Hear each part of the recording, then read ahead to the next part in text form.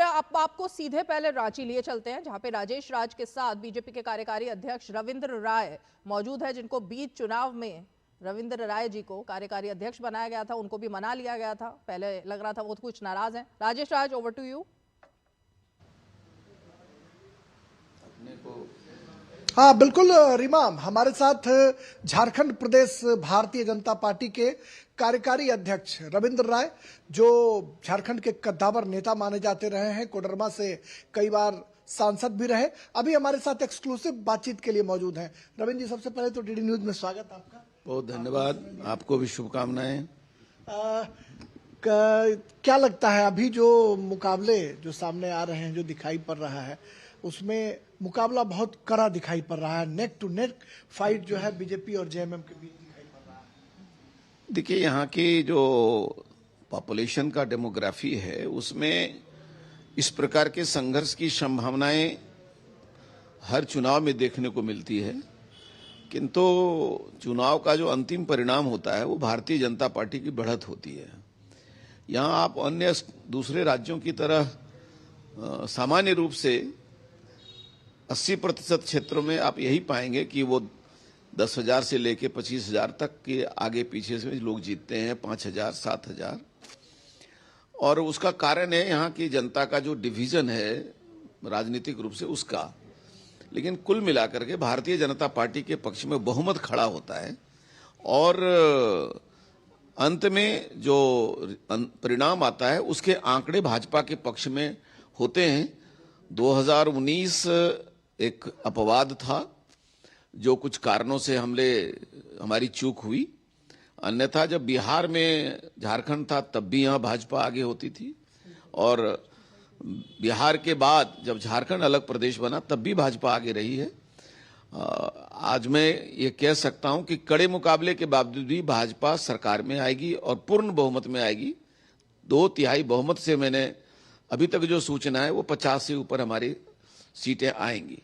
लेकिन अभी जो शुरुआती रुझान आ रहा है रविंद्र जी, उसमें मैं देख पा रहा हूं कि झारखंड के जो पूर्व मुख्यमंत्री हैं चंपई सोरेन, वो भी पीछे चल रहे हैं। नेता प्रतिपक्ष चंदन क्यारी से जो प्रत्याशी हैं अमर बावरी, वो भी पीछे चल रहे हैं। तो लगता नहीं है कि एक जो बड़े प्रत्याशी हैं उनका पीछे चलना थोड़ा ये है कि जो सिटिंग कैंडिडेट होते हैं उनका थोड़ा एंटी इनकम्बेंसी भी होता है, लेकिन ये शुरुआती दौर जो है वो एक किनारे क्षेत्र का, नॉर्मली एकदम जो विधानसभा का किनारे का क्षेत्र होता है वहां से शुरुआत होती है, और वहां भारतीय जनता पार्टी के लिए थोड़ी कठिनाई रहती है।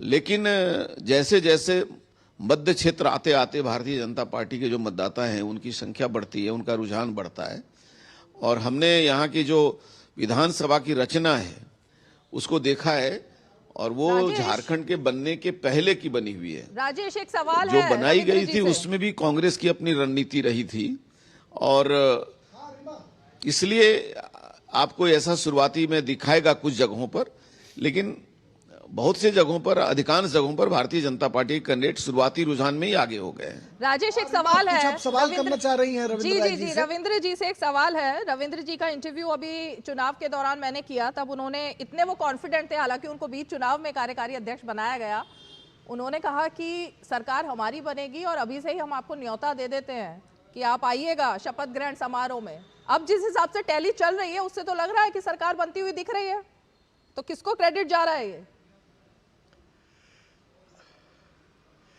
हाँ बिल्कुल, आपने सही कहा कि ये बीच, हम कह सकते हैं कि चुनाव के ठीक पहले रविंद्र राय जी को भारतीय जनता पार्टी ने, अगर सीधे शब्दों में कहें तो डैमेज कंट्रोल करने के लिए इनको लाया गया, क्योंकि जिस तरीके से पहले इनका परफॉर्मेंस रहा है, इनके अध्यक्षीय काल में कई बार बीजेपी को सफलता मिली, और बीच में थोड़ा रूट से गए थे, थोड़ा नाराज भी चल रहे थे रविंद्र राय जी, लेकिन फिर कार्यकारी अध्यक्ष बना करके इनको लाया गया। लेकिन प्रत्याशियों के चयन में पूछिए।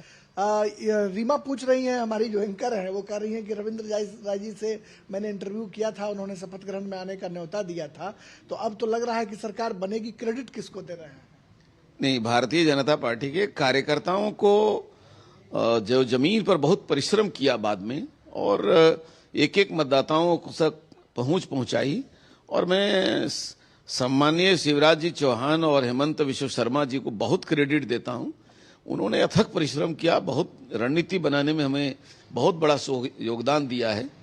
और हमारे सारे जो कार्यकर्ता हैं, जिनको आप कैडर हम कहते हैं, उनको एक साथ जोड़कर खड़ा करने में उन दोनों राजेश, इस वक्त बड़ी खबर जो है इस वक्त हम ब्रेकिंग जो बता रहे हैं वो ये कि उसमें बीजेपी गठबंधन रुझानों में बहुमत हासिल कर लिया है करके इसकी योजना बनाई।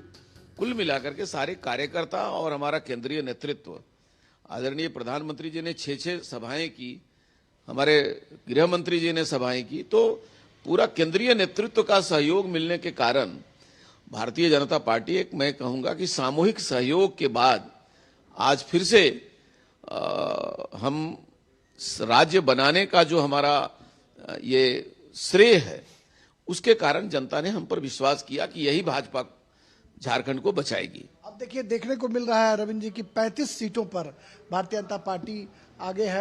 अब बहुमत का जो आंकड़ा है वो थोड़ा ही पीछे रह गया है।